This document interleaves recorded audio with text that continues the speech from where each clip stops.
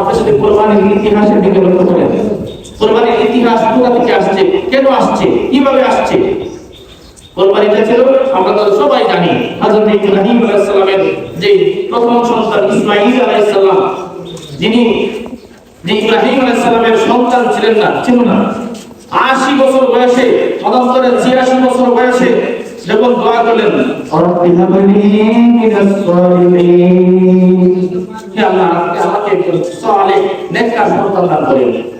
আল্লাহ তাআলার কাছে দোয়াটা খুব পছন্দ হলো, কবুল করলেন এবং ফাবাশশারনাহু বিগুলামিন আলীম। আল্লাহ তাআলা বলেন আমি ইব্রাহিম আলাইহিস সালামকে একটা সুসন্তান, নেক সন্তান, মানে অনুগত একটা সন্তানের সুসংবাদ আমি দিলাম। সুসংবাদ যখন দিলেন, সন্তান হইল, সন্তান হওয়ার পরে ফালাম্মা বালাগা মা'হুস সা'য়া ক্বালা ইয়া বুনাইয়া ইন্নী আরা ফিল মানামি আন্নী আযবাহু।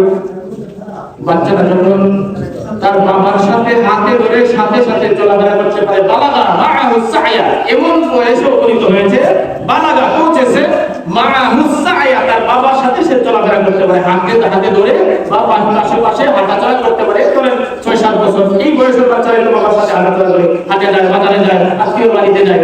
এই বয়সে যখন বসলো একটা বাচ্চা, যিনি বাবা হয়েছেন, তার বয়স প্রথম বাচ্চা যদি হয় তাও আবার 80 বছর বয়সে, ওই সময় একটা বাচ্চা যখন 6-7 বছর লালন পালন করে মনে করে কতটা মহব্বত করে বাচ্চাকে, তার কাছে একজন বাবার কাছে পৃথিবীতে সমস্ত পৃথিবী যদি তাকে দিয়ে দেওয়া হয়, তারপরে সন্তানটাকে সে বিক্রি করবে না, দিবে না।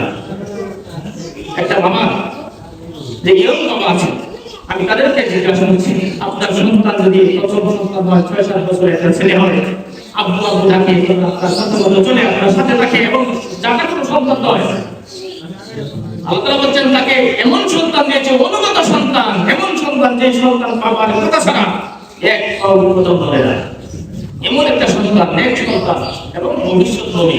এটা তো জানতেন না, ভবিষ্যৎ নবী এমন একটা সন্তান, এত ফুটফুটে সুন্দর একটা সন্তান।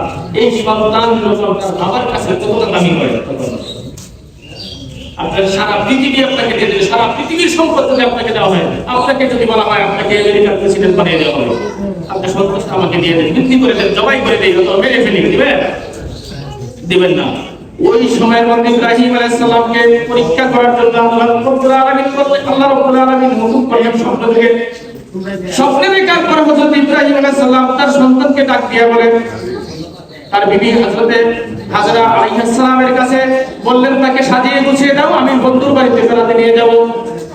এই কথা বলে সাজগোজ করে সুন্দর করে সাজায় দিলেন। তারপরে মিনা পাহাড়ে নিয়ে বললেন, ফালাম্মা বালাগা মা'হুস সা'য়া ক্বালা ইয়া বুনাইয়া, হযরত ইব্রাহিম আলাইহিস সালাম বলে, হে আমার প্রিয় বৎস, ইন্নী আরা ফিল মানাম, আমি স্বপ্নে দেখেছি, আন্নী আযবাহুকা, আমি তোমাকে জবাই করছি। কেন? আল্লাহ তাআলা সন্তুষ্টির জন্য। আন্নী আযবাহুকা, আমি তোমাকে জবাই করতেছি আমার আল্লাহকে সন্তুষ্ট করার জন্য। ফানজুর মাযা তারা, এই যে আমি দেখলাম স্বপ্নটা, তোমাকে জবাই করতেছি আল্লাহ তাআলাকে সন্তুষ্ট করার জন্য। তোমার কি মত? ফানজুর মাযা তারা, এটা তোমার অভিমত কি, তোমার ইচ্ছে কি, তোমার মতামত কি, কেমন সন্তান দেখেন? فانظر ماذا ترى قال يا أبت افعل ما تؤمر। হযরত ইসমাঈল আলাইহিস সালাম বলেন, হে আমার বাবা, হে আমার সম্মানিত বাবা, আপনি যে এই বিষয়ে আদিষ্টিত হয়েছেন, যে এই বিষয়ে আপনাকে আল্লাহ তাআলা হুকুম করেছেন, আপনি তো তোমার সেই কাজ আপনি করে ফেলুন। قال فانظر ماذا ترى قال يا أبت افعل ما تؤمر ستجدني إن شاء الله من الصابرين। সাতাজিদুনি, অবশ্যই অবশ্যই এবং অচিরে আপনি আমাকে পাবেন, আপনি আমাকে পাবেন ইনশাআল্লাহ, আল্লাহ যদি চায় তাহলে আপনি আমাকে পাবেন মিনাস সাবিরিন, ধৈর্যশীলদের অন্তর্ভুক্ত। মানে আপনি যা কিছু খুশি তাই করতে পারেন, এটাতে আমার কোনো দ্বিমত নেই, আমার কোনো বৈপরীত্য নেই, আমার কোনো অনিচ্ছা নেই। আপনি যা খুশি আল্লাহ তাআলাকে খুশি করার জন্য তাই খুশি তাই করতে পারেন। এবং সেই সন্তান স্বেচ্ছায় শরীর দিতে শুয়ে গেলেন। এই কুরবানিটা কি আপনার কষ্ট করার কুরবানি ছিল? নিছক কোনো আনন্দের জন্য কুরবানি ছিল? নিছক কোনো এটা মানুষকে দেখানোর জন্য কুরবানি ছিল? এরকম কিছুই ছিল না, যেটা ছিল সর্বোচ্চ পরীক্ষা। এবং আল্লাহ তাআলা বলছেন আমি এইভাবেই পরবর্তী তোমার উম্মতদেরকে আমি এইভাবেই পরীক্ষা করব, এইভাবেই পরীক্ষা নিব, এভাবেই তাদেরকে টেস্ট করব। আল্লাহ তাআলা বলছেন লা ইয়ানালাল্লাহু লুহুমহা ওয়ালা দিমাউহা ওয়ালাকিন ইয়ানালুহু তাকওয়া মিনকুম। আল্লাহ তাআলা বলছেন আমি তোমাদের কুরবানির গোশত আমি গ্রহণ করব না। লা ইয়ানালাল্লাহু লুহুমহা ওয়ালা দিমাউহা, এমনকি কুরবানির পশুর রক্ত আমি তোমাদের কাছ থেকে গ্রহণ করব না। আল্লাহ তাআলা বলছেন তোমাদের যে কুরবানি দেবে, কুরবানির গোশত তোমাদের কাছেই থাকবে, কুরবানির গোশত তোমাদের কাছেই থাকবে, এবং কুরবানির যে রক্ত সেই রক্ত জমিনে পড়ে যাবে, সেই যে রক্তটা সেটা আমি গ্রহণ করব না, কুরবানির গোশতটা আমি গ্রহণ করব না। গ্রহণ করব বলা তোমাদের মধ্য থেকে যে তাকওয়াটা আছে, তাকওয়াটা আছে, এই যে তাকওয়া জিনিসটা কি সেটা আমি গ্রহণ করব। তাকওয়া জিনিসটা কি?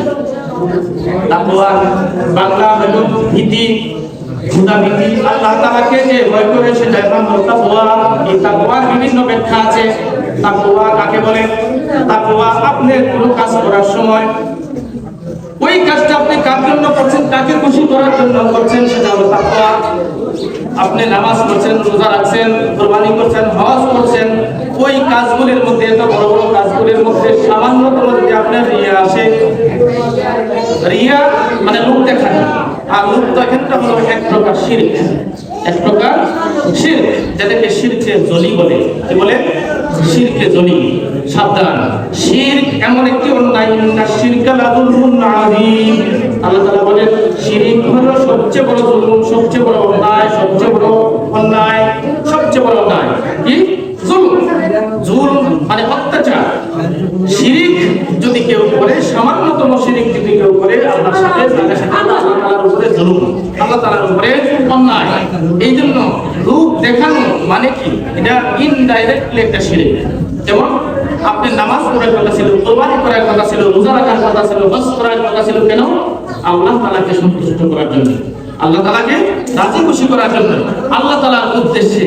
ওই ক্ষেত্রে আপনার মনের মধ্যে যদি এরকম কোনো চিন্তা ভাবনা আসে যে আমি নামাজ পড়তেছি, মানুষ আমাকে নামাজ পড়তে, মানুষ মনে করুক আমি নামাজটা অনেক সুন্দর করে করতেছি, যে মানুষ বলুক নামাজটা অনেক সুন্দর হচ্ছে।